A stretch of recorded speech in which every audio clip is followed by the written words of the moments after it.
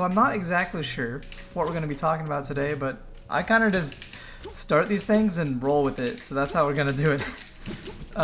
But this is the next movement talk, number 5. So let's get right into it.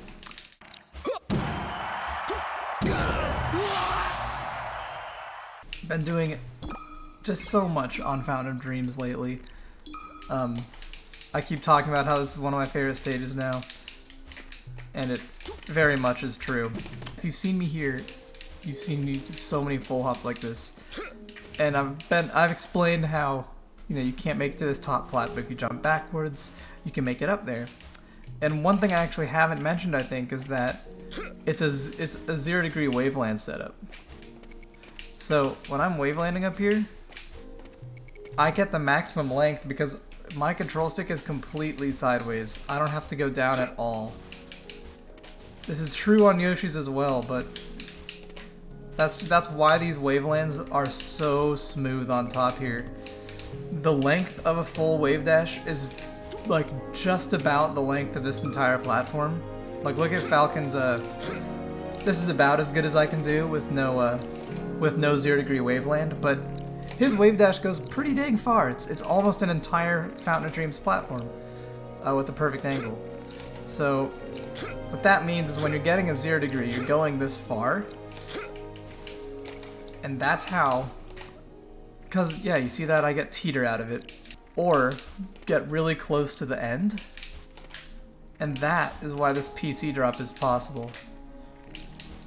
It's another thing, or that smash turn or PC drop, like depending on how exactly you do it, how you pull it off, but it's a little tap in the other direction as you're falling off.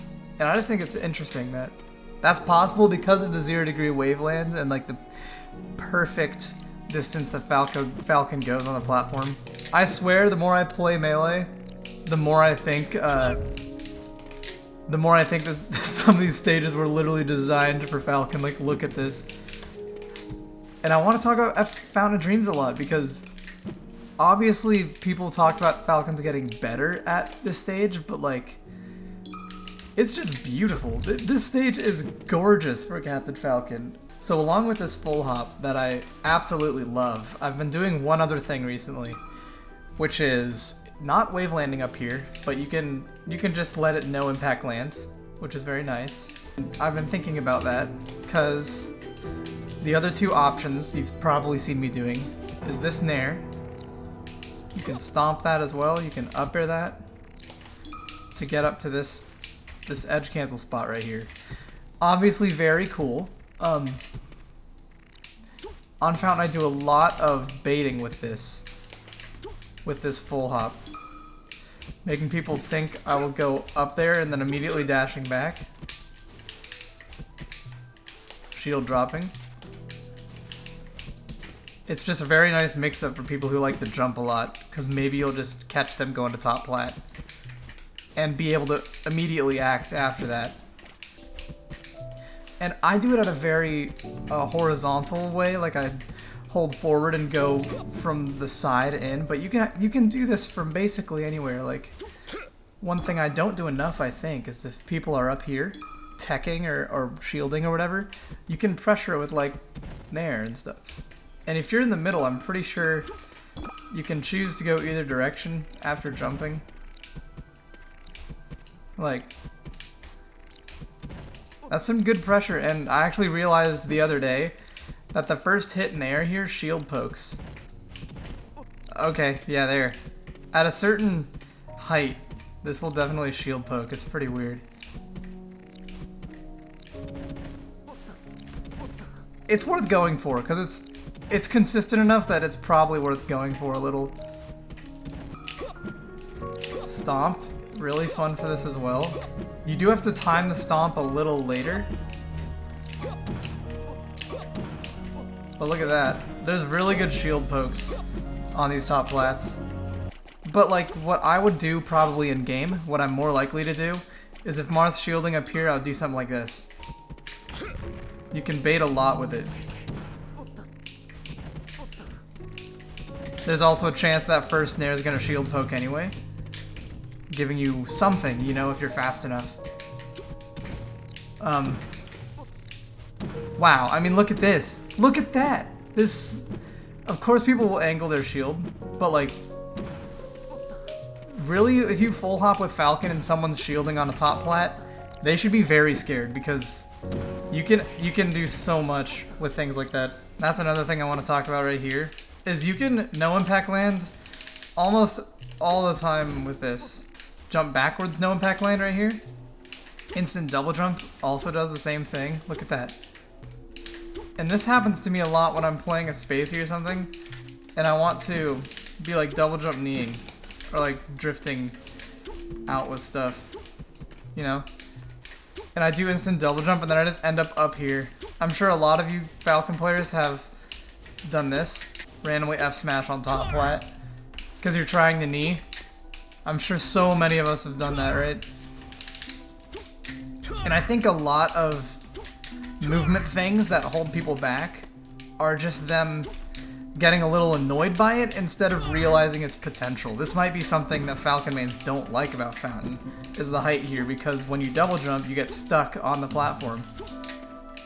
And it can be hard, but I say we harness that power instead of letting it hold us back. Basically, I just think dancing around top plat is like super good on the stage. Like, did you just see what I did? I did 3 different types of getting to top plat and shield dropping out. I want to be doing like empty lands, like no impact lands, and the shield drops here look really, really cool. And I think that's gonna bring us over to side plats, so I'm gonna start talking about them as well. I play more vertical compared to other stages with stomps and edge cancels on this stage. I think it promotes that. I think Fountain of Dreams definitely promotes edge cancel playing and all of that sort of thing. So a thing I've been doing a lot recently is wanting to pressure on side plat. You can like instantly act. Even edge cancel here. It's very cool because if they're gonna counterattack, you can light shield too. Every time you edge cancel, you can just like light shield and attack. So you are pretty dang safe going for this. Even though you are jumping straight into the corner, you have so many mix-ups to play off of in this spot. One thing I've been doing so much is like up air jab, up air.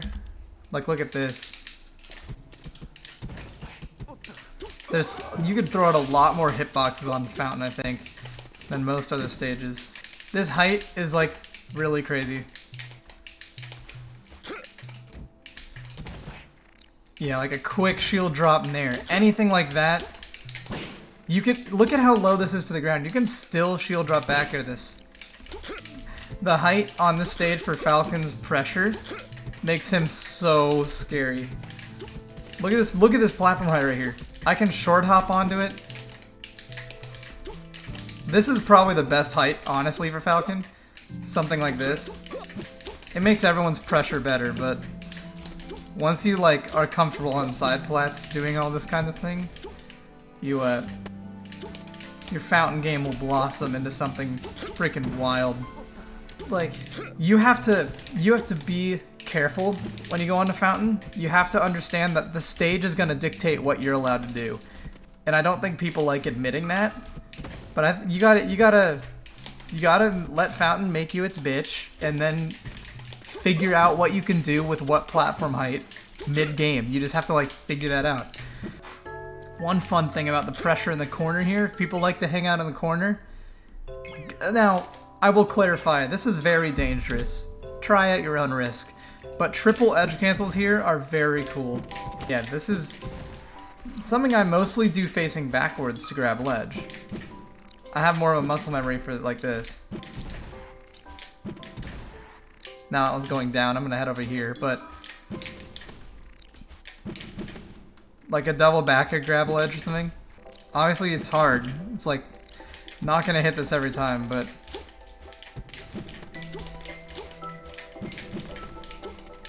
very cool ways to like edge cancel stuff. One other pretty fun one is the runoff. You can again do this on lots of stages. Nair's hard. I want to figure out how to do it with Nair, but I'm bad at that. But you can't forget that when you're doing this stuff, you're on Fountain of Dreams. So what do we do out of this? Oh yeah, we can just grab ledge even though we're facing forward. Like pressure on this Marth here. And then if we want to hit him off stage and instantly set up for an edge guard, it's possible to do that. Lots and lots of practice for this one. I'm not even very good at it. Throwing a scar jump knee, that would be insane.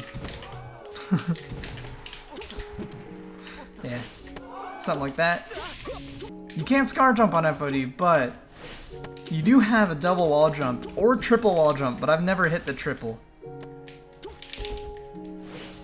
Now this is very freaking useless, but you see that? It does give you more invincibility. You're right! For recovering, this gives you more invincibility. Double. Double again.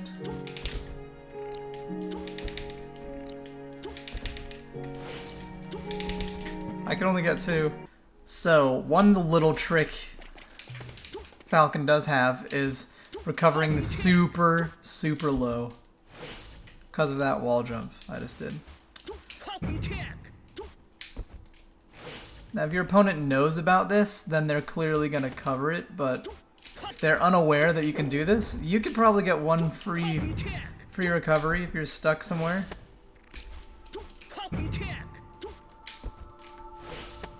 Wall jump without using double jump? Possible. No. You gotta use your double jump first.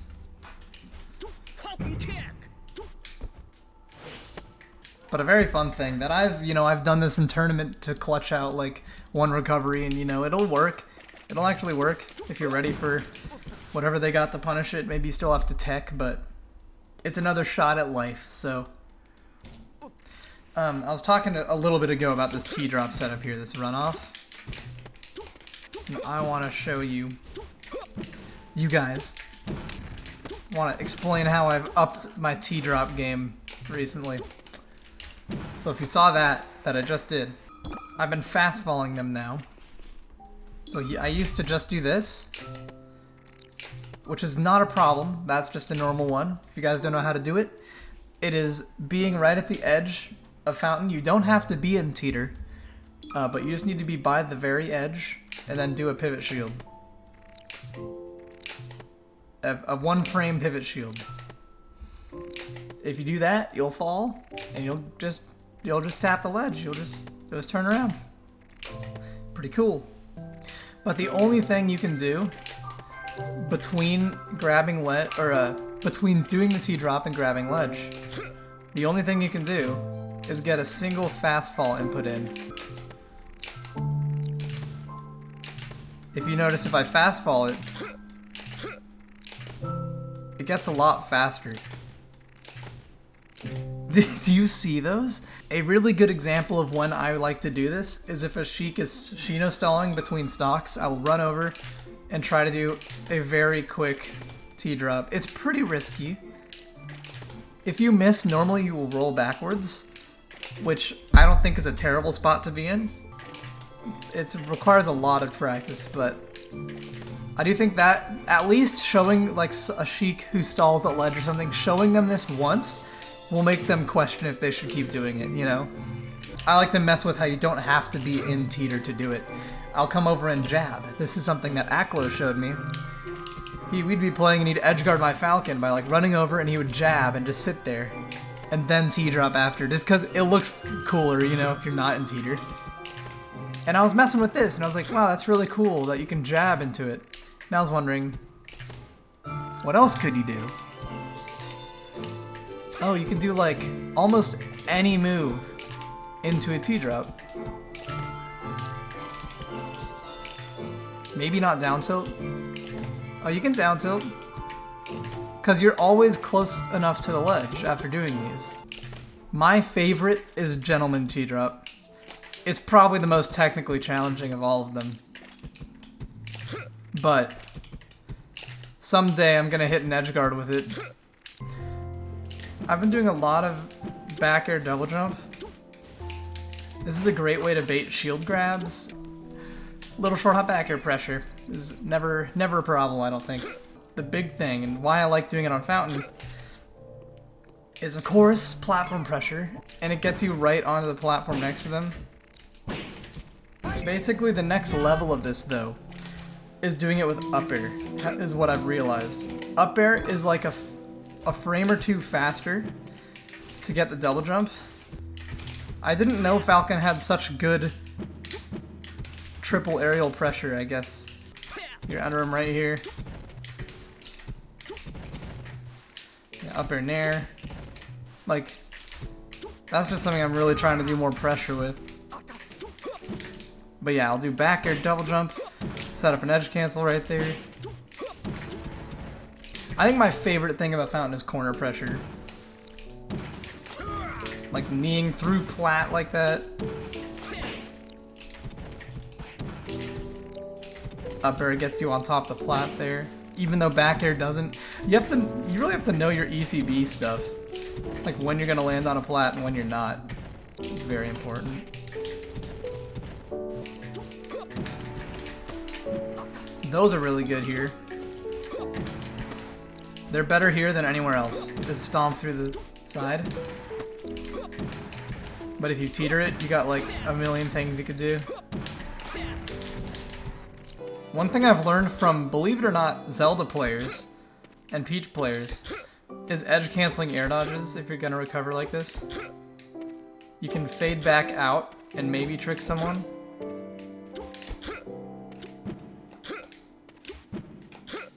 Wait, what's that? Wait, this is cool. I didn't know this existed.